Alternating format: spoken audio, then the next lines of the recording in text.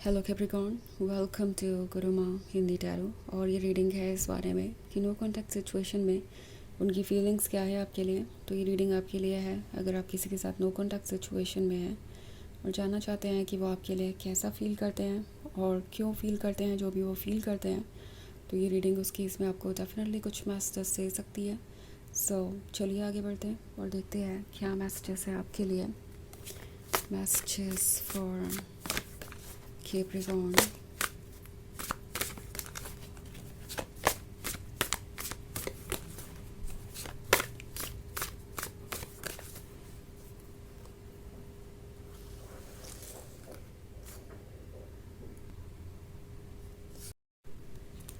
Page of Fire, Knight of Water, Knight of Fire, Ten of Water, and Nine of Fire. Okay. So हमारे पास है Knight of Fire. Knight of Fire के होने का मतलब है कि कोई शायद आपको ये शो कर रहा है कि वो आपके बिना भी खुश है, जबकि ट्रुथ यह है कि नाइट ऑफ फायर के पीछे नाइट ऑफ वाटर है। काफ़ी कॉन्ट्रास्टिंग कार्ड है दोनों। एक तो नाइट ऑफ वाटर जो किसी के लव को पाने के लिए तरस रहा है, जो बेचैन है, जो इतना दुखी है कि उसके लिए खुद को संभालना मुश्किल है। ये है सोल की कहानी, उनके सोल की कहानी। दूसरी तरफ है नाइट ऑफ फायर, यानी जो बाहर नज़र आ रहा है, जो लोग देख रहे हैं। नाइट ऑफ फायर ऐसे शो कर रहा है जैसे कि वो खुश है, कॉर्जियस है और उन्हें बहुत आसानी से दूसरों का अटेंशन मिल जाता है। सो ऐसा लगता है जैसे कि कोई फील कर रहा है कि ऐसा करके वो कुछ अचीव कर लेंगे। ओके, वो कहावत है ना, fake it until you make it, कुछ वैसा ही ये पर्सन ये फील कर रहा है कि अगर वो दूसरों को ये शो करेंगे कि वो ठीक है, खुद को कन्विंस करेंगे कि वो ठीक है, सब कुछ समझ जाएगा, तो वो इससे बाहर आ जाएंगे। पर वो चीज़ इस सिचुएशन में सही साबित नहीं हो सकती, बिकॉज यहाँ पे 10 ऑफ वाटर भी है। सो समहाउ इस पर्सन को पता है कि आपकी जगह कोई और ले नहीं सकता। 10 ऑफ वाटर उस परफेक्ट सोलमेट को दर्शाता है, जो एक ही है, जो हमेशा याद रहेगा, जिसकी जगह कोई और ले नहीं सकता।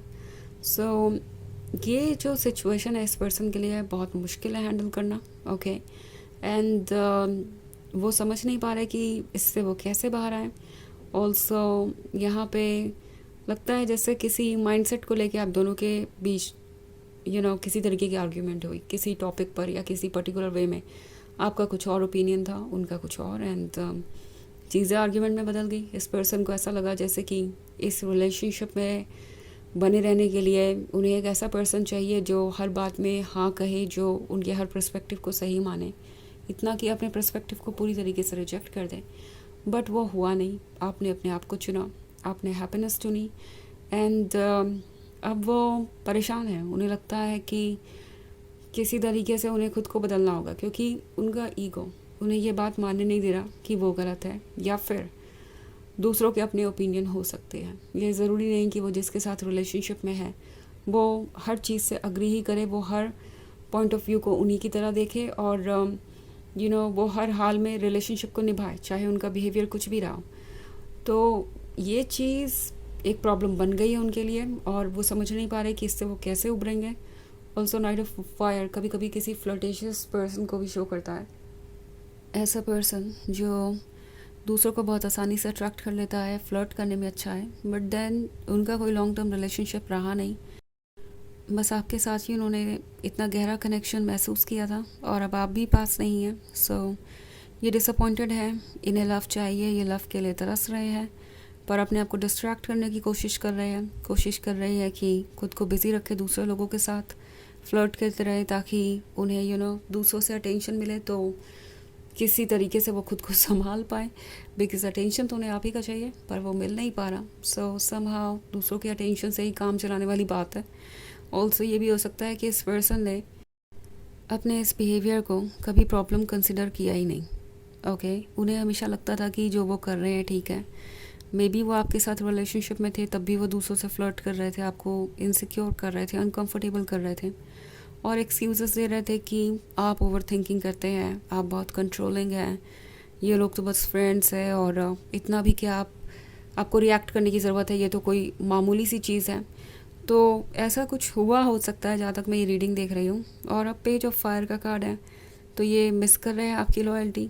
अभी नहीं समझ में आ रहा है लॉयल्टी का मतलब क्या होता है। अगर जो उन्होंने किया वो आपने किया होता तो वो क्या करते। सो पर्सपेक्टिव बदला तो है। ऑल्सो 9 ऑफ फायर है। 9 ऑफ फायर के होने का मतलब है ये किसी तरीके से खुद को स्टैंड करने की कोशिश कर रहे हैं।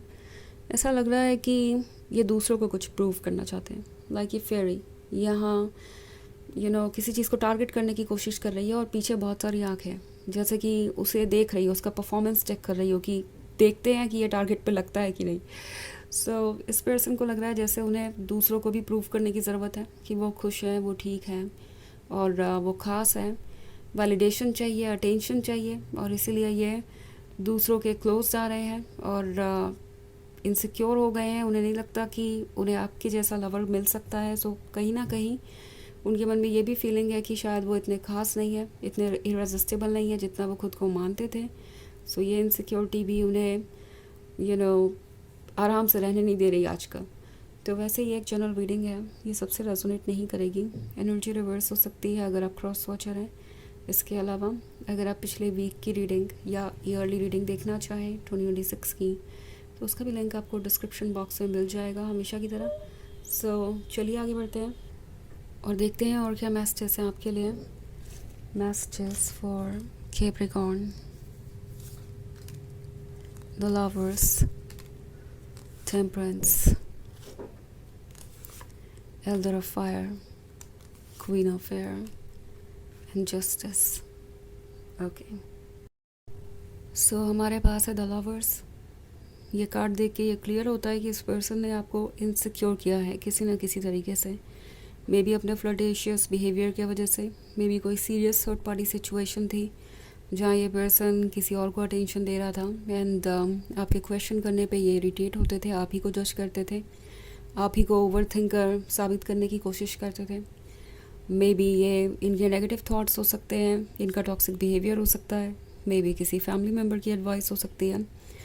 पर चाहे जो भी हो, कुछ बीच में आया और इन्हें रियलाइज़ हो रहा है कि ये इनकी मिस्टेक थी कि इन्होंने इस रिलेशनशिप को रियून होने दिया, इस तरीके से सफ़र करने दिया, इस तरीके से ख़राब होने दिया किसी और की वजह से। सो टेम्परेंस का कार्ड है।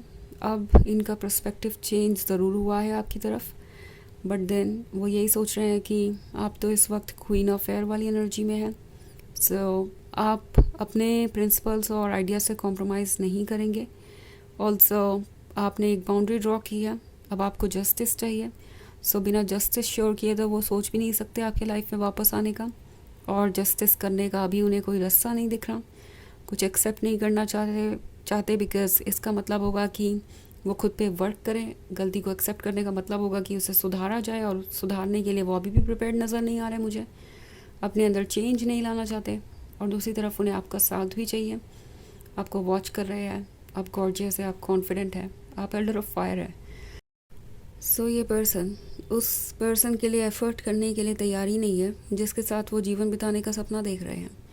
सो ये इनकी वीकनेस है, इससे एक्चुअली आपका कोई लेना देना नहीं है।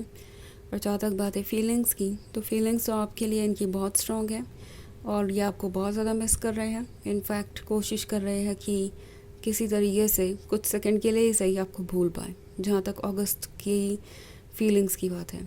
तो चलिए आगे बढ़ते हैं और देखते हैं आपके लिए ऑरेकल मैसेज क्या है।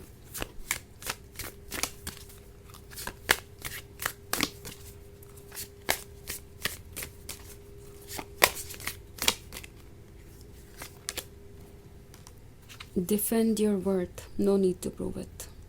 बहुत क्लियर कार्ड है। ये कार्ड आपसे कह रहा है कि अपने आप को बचाइए उन चीज़ों से जो आपके लायक नहीं है। ओके, सिर्फ उन्हीं चीज़ों को एक्सेप्ट कीजिए जो आप डिज़र्व करते हैं, जो आपका वर्थ है। किसी को कुछ प्रूव करने की आपको ज़रूरत नहीं।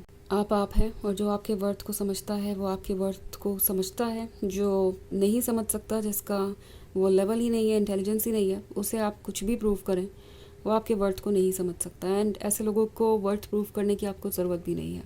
ओके, तो ये कार्ड क्लियरली आपको यही मैसेज दे रहा है। तो ये है रीडिंग इस बारे में कि नो कॉन्टैक्ट सिचुएशन में उनकी फीलिंग्स क्या है आपके लिए। आई होप आपको अच्छी लगी होगी। Thanks for watching. Till next video, bye.